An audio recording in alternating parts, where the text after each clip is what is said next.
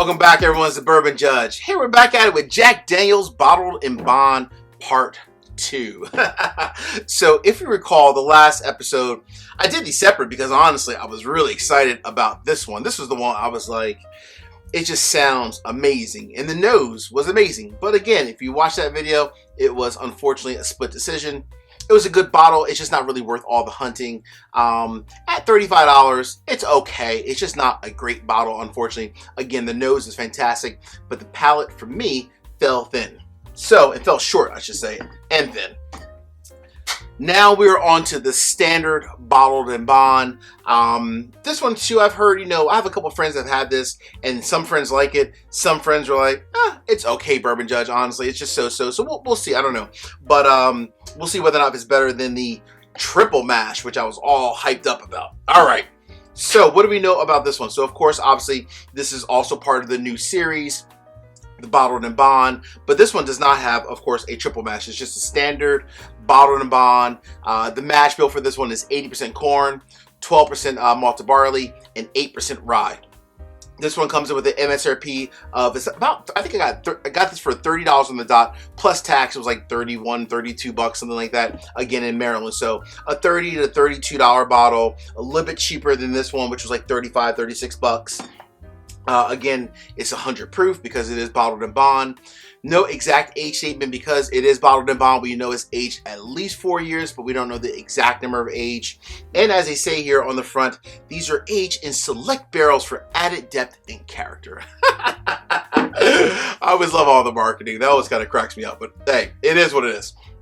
So, nice little same bottle design as the other one. It's 700 milliliters, so more like in line of a lot of international bottles, but let's go ahead and dive into this one real quick. All right, folks.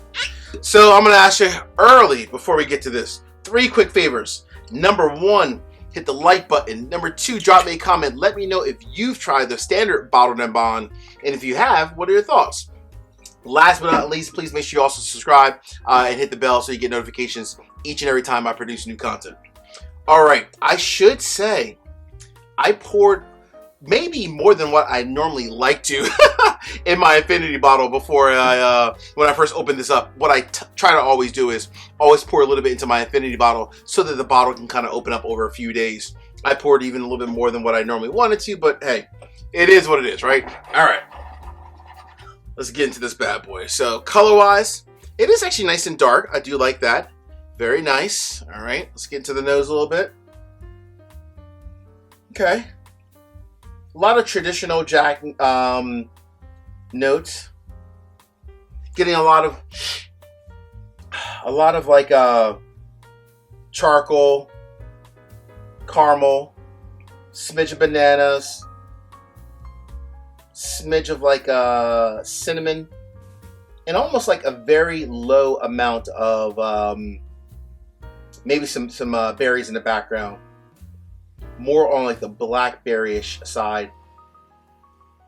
All right, very nice though. So this nose is, a lot of charcoal too. This nose, completely different than that one. Obviously, that one, as you recall, ton of like cherry cola kind of notes. This one's not like that. This is more of a traditional plain Jack. Think of like your Jack Daniel's, like the barrel proof, but toned down big time. It's more like that. More, not as bold, obviously, as like your Jack Daniel's barrel proof, but along the same lines from a nose standpoint, much closer to that. Completely different than that one, completely. All right. Hey, long week. I appreciate each and every one of you. Cheers.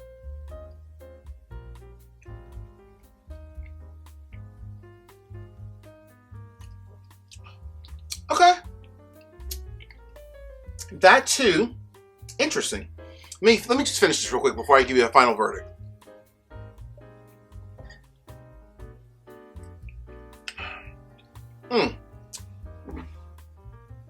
All right, so a couple things. I will say that the nose transfers to the palate, so very smoky, a lot of caramel, a little bit of some bananas, a little bit of almost like a peppery, and with like the blackberries in there. All that came from the nose to the palate. The finish was definitely a lot longer and more bold than this bad boy.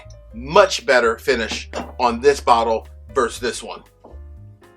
So the question remains, Bourbon Judge for $30, is this a buy?